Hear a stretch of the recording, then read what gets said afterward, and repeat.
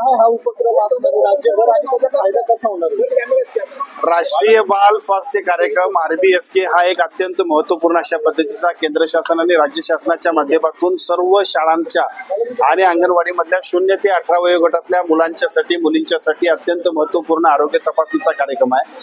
ज्या कार्यक्रमाच्या अंतर्गत या आजच्या कार्यक्रमाच्या अनुषंगाने साधारणतः 14 ते 15 लाख मुलांची तपासणी होईल आणि आवश्यकता असणाऱ्या त्या तपासणीनंतरच्या सर्व ज्या ऑपरेशन्स करावे लागतील, आणखीनही काही आरोग्याची संबंधित उपाययोजना कराव्या लागतील त्या करण्याबद्दलची एक मोहीम या कार्यक्रमाच्या निमित्तानं आदरणीय अजितदादांच्या शुभ हस्ते आपण शुभारंभ केलेला. तुम्ही म्हणाले महात्मा फुले योजनेत शस्त्रक्रिया होणार आहेत, मग इतर हॉस्पिटलमध्ये ज्या मोठ्या आहेत त्या तज्ञ डॉक्टरांकडून तसं काही करण्याचा प्रयत्न आहे का? या योजनेच्या अनुषंगानं एका बाजूला महात्मा फुले आरोग्य योजनेच्या माध्यमातून जे आमच्याकडे समाविष्ट असणारे हॉस्पिटल्स आहेत आणि त्याचबरोबर त्याच्याही पेक्षा जी महात्मा फुलेमध्ये नाहीत परंतु 7 हिल्स हॉस्पिटल असेल, फोर्टिज असेल, ज्युपिटर असेल, अतिशय चांगल्या पद्धतीचे हॉस्पिटल्स की जिथं आमच्या सगळ्या मुलांच्यासाठी काही चांगले ऑपरेशन्स आम्ही करू शकतोय. परंतु या योजनेचा ज्या पद्धतीनं प्रभावी अशा पद्धतीनं उपाययोजना व्हायला किंवा त्याची जाहिरात व्हायला पाहिजे, माहिती व्हायला पाहिजे, ती न झाल्यामुळे अनेक वेळेला त्या विद्यार्थ्यांचे पालक जे आहेत ते स्थानिक पातळीवरती आपल्या खर्चातून सुद्धा आपलं हे काम म्हणजे आरोग्याच्या तपासण्या करत असतात. यासाठी आजच्या या कार्यक्रमाच्या निमित्तानं संपूर्ण राज्यभर ही मोहीम अधिक प्रभावीपणाने आपण करतो. सर, विदर्भात बर्ड फ्लूची तो माणसाला होऊ शकतो असं सुरू आहे, नेमकं काय त्याचा अहवाल प्राप्त झालाय का आपल्याला? विदर्भामधली जी परिस्थिती आहे त्याच्यामध्ये कावळ्यांना झालेल्या बर्ड फ्लूमुळे आम्ही काळजी घेतोय. तो संबंधित जी व्यक्ती आहे त्याला बर्ड फ्लू झाला याच्याबद्दलची स्पष्टता नाही. आम्ही NIV कडे त्याचे रिपोर्ट्स पाठवलेत, परंतु काळजी घेऊन आपण चिकनची दुकानं बंद केलेली. अजितदादा आता म्हणाले की आमची नियोजन आहे की जी लस येते ते महिला आणि तरुणांना राज्यात देणार आहे.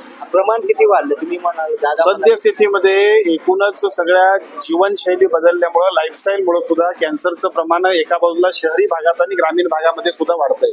पहिल्या टप्प्यामध्ये काही आरोग्याच्या संबंधित ज्या काही प्रश्न तयार व्हायचे त्यातला एक व्यसन असेल तर कॅन्सर व्हायचा, ब्रेस्ट कॅन्सर हा महिलांच्या मध्ये व्हायचा असं आपण बघत होतो.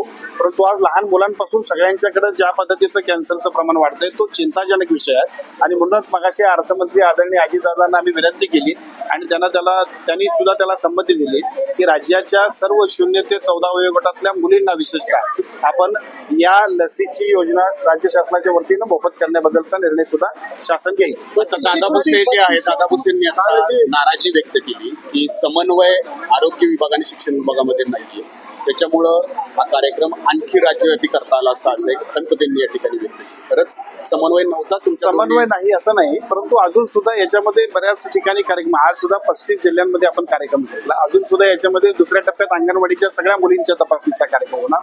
या कार्यक्रमातून जनजागृती व्हावी, सर्व विद्यार्थ्यांपर्यंत आम्ही प्रभावीपणाने ही योजना पोहोचवावी हाच उद्देश आहे. त्यामुळे आदरणीय भुसे साहेब असेल, आम्ही असू, सर्व राज्यातले महायुतीचे सर्वच प्रमुख नेते आणि सर्व पदाधिकारी अतिशय समन्वयाने आपण काम करतो. टेंडरला स्थगिती दिली, वादग्रस्त टेंडर आहेत आरोग्य विभागाचे 3200 कोटीचे. मुख्यमंत्र्यांनी या सगळ्या टेंडरला स्थगिती दिली. नेमके टेंडर काय आहेत म्हणजे मुख्यमंत्र्यांकडून शिवसेनेवरती अन्याय केला जातोय का? माझं आपल्याला विनंती अशी आहे की सार्वजनिक आरोग्यच नव्हे तर राज्यातल्या कुठल्याही विभागानं योग्य पद्धतीनं काम केलं पाहिजे. एखाद्या गोष्टीमध्ये अनियमितता असेल तर त्याची तपासणी करणं हे क्रमप्राप्त आहे. त्यामध्ये काय कुणावरती आक्षेप आणि कुठला पक्ष असा बेबनावा असायचा विषयच नाही.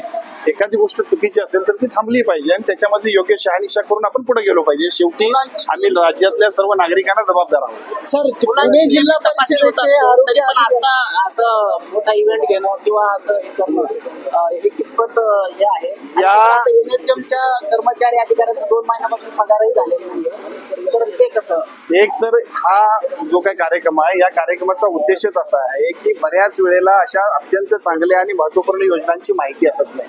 मी सांगतो, कोल्हापूर जिल्ह्यामध्ये माझ्या मतदारसंघात आणि विशेषतः जिल्ह्यामध्ये अनेक हॉस्पिटल्समध्ये जाणारे जे काही पालक आहेत विद्यार्थ्यांना घेऊन ते कशामुळे जात आहेत तर या योजनेचा प्रभावी अंमलबजावणी करण्यामध्ये जर आम्ही पुढाकार घेतला तर आजच्या कार्यक्रमाच्या निमित्तानं प्रत्येक पालक जागृत होईल. आपल्या मुलांची तपासणी होण्यासाठी एका बाजूला आरोग्य विभाग, दुसऱ्या बाजूला शिक्षण विभाग आणि तिसऱ्या बाजूला पालक समन्वयानं काम करतील आणि अनेक मुलांच्या एकूण आरोग्याचे प्रश्न खूप चांगल्या पद्धतीने आम्ही सोडू शकतो. हाच या कार्यक्रमाचा उद्देश आहे. स्वारगेटमधील बलात्काराचं प्रकरण आहे, स्वारगेट बलात्कार प्रकरण जे आहे त्यातल्या पीडितेचा काय अहवाल समोर आला आहे, वैद्यकीय अहवाल, कारण इथून काय माहिती दिली जात नाही. नाही, याच्याबद्दल गृह विभागाच्या वतीनं आणि इथल्या स्थानिक यंत्रणांच्या वतीनं अतिशय चांगल्या पद्धतीनं माहिती घेतली जाते, काम केलं जाते. निश्चितपणे त्याच्यावरती वैद्यकीय अहवालाबद्दल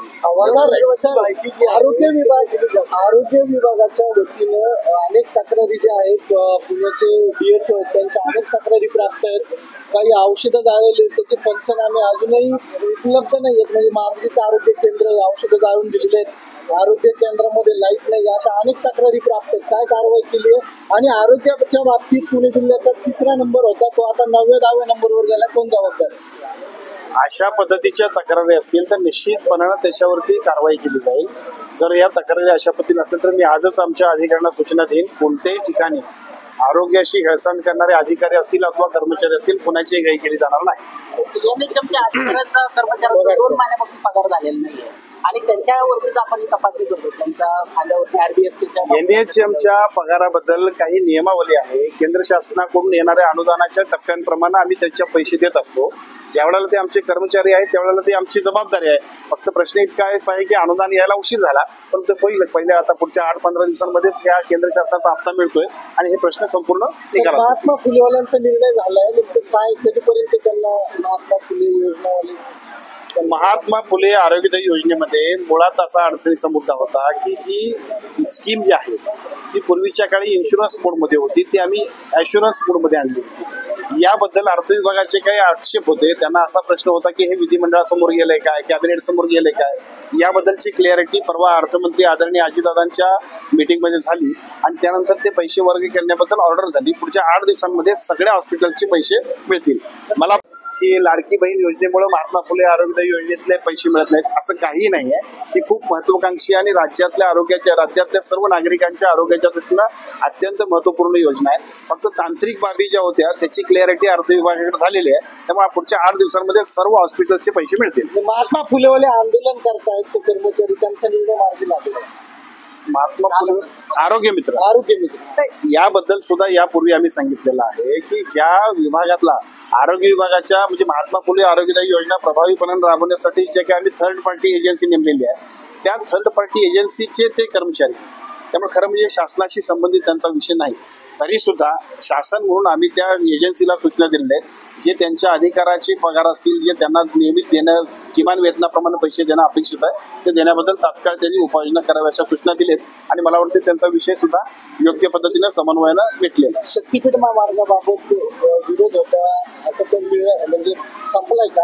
शक्तीपीठ महामार्गाबद्दल 2 पद्धतीची मतमतांतर आहेत. एका बाजूला सर्वच नागरिकांना सर्वच राज्यातल्या प्रमुख मंडळींना असं वाटतं की तो मार्ग व्हायला पाहिजे, पण स्थानिकच्या शेतकऱ्यांचा समन्वय राखल्याशिवाय कुठली गोष्ट होऊ नये अशा पद्धतीनं सुद्धा शेतकऱ्यांचा आग्रह आहे. माझ्या मतदारसंघातून सुद्धा रस्ता जातो. त्यामुळे साहजिकच शेतकऱ्यांची जी भावना आहे ती आम्ही मुख्यमंत्र्यांच्या आणि उपमुख्यमंत्र्यांच्या कानावर घातली.